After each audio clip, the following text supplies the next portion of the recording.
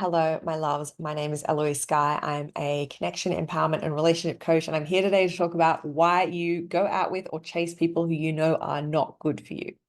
Now, this is quite common. So you're definitely not alone in this. And I think that it's something that most of us, if not all of us, go through or face at some point in time until we either realize and really wake up from that pattern and realize that it is not good for us, it is not serving us, or we do our own inner healing work, which means that then we're just not interested in that, because going after people that we know are not good for us is not a healed behavior. And what I mean by that is that in our relationships, we are often looking for something to be healed, right? We're looking to reconcile something, often from our childhood, often to do with our relationship and our dynamics with our parents and our caregivers.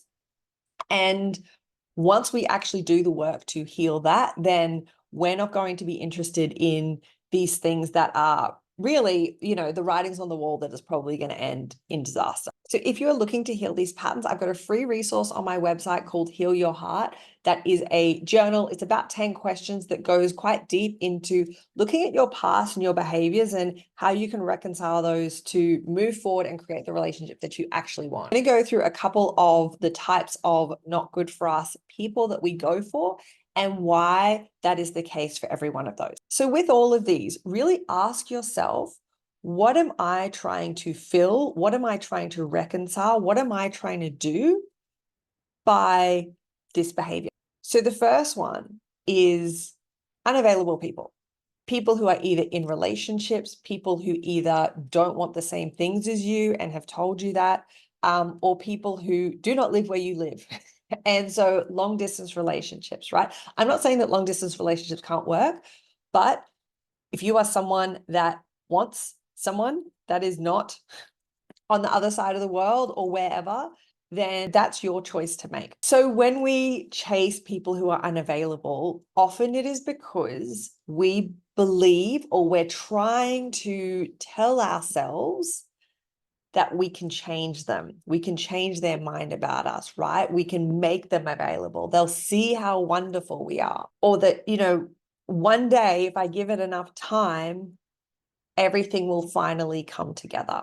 And sometimes it does, but a lot of the time it doesn't, right? So if that is your situation, I'm not here to like take a shit on that, but just see what is really underneath it.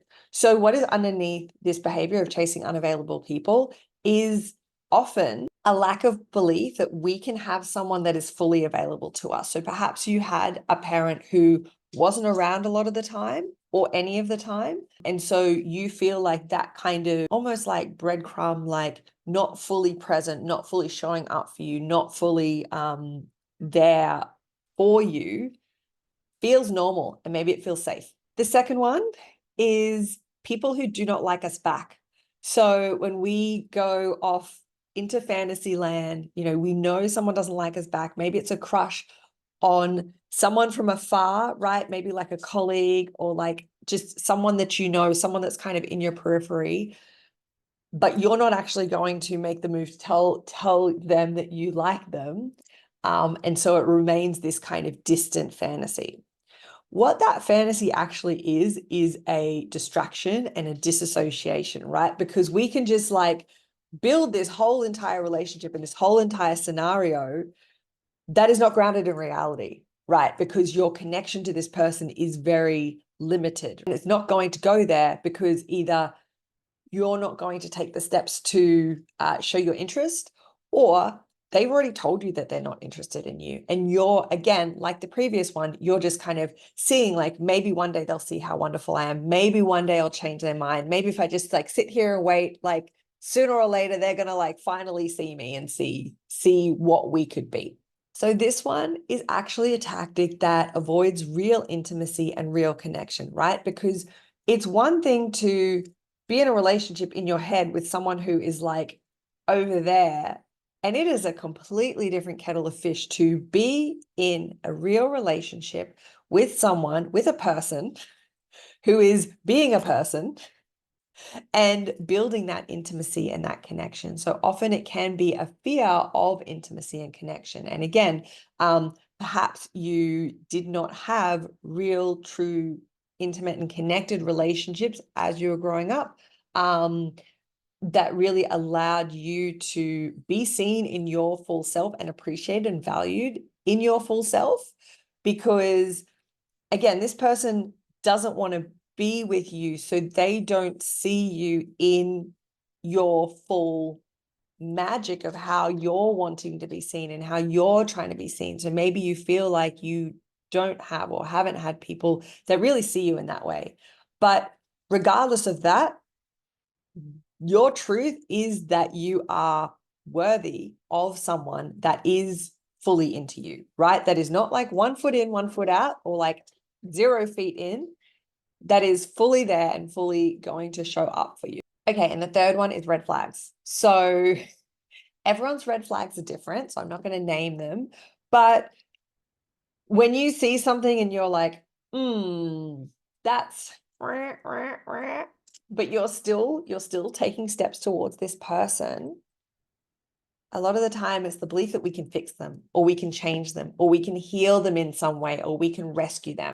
And a lot of the time that is anchored in the belief that we aren't worthy, or that we cannot get someone that does not have all of these red flags. You know, we can be all like, oh, well, no one's perfect.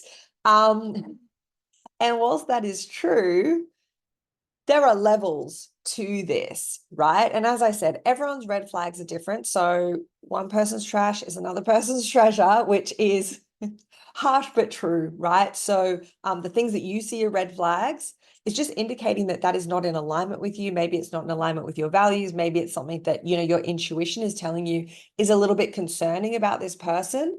Whereas for someone else, they will just not even care, right? And that it works both ways, right? So there are things about me that people would say are a red flag, and that is fine, right? I'm not your carnival. But this can also be related to if you have had some kind of dynamic with your parents where you have had to fix or try to take care of them, right? So all of this, I've only mentioned 3, but just really ask yourself, like, what am I trying to do here? What am I trying to fulfill? What am I trying to achieve? And how does that relate to my dynamic or my role or my situation with my parents or my caregivers? You know, what am I trying to heal? What is looking to be healed here? So if you're looking to heal these patterns, I've got a free resource on my website called Heal Your Heart. That is a journal. It's about 10 questions that goes quite deep into looking at your past and your behaviors and how you can reconcile those to move forward and create the relationship that you actually want. Okay, so that is it from me for this one. I'm sending you so much love. Give me a like if you liked it. Give me a comment. Give me a subscribe. And I will see you next time.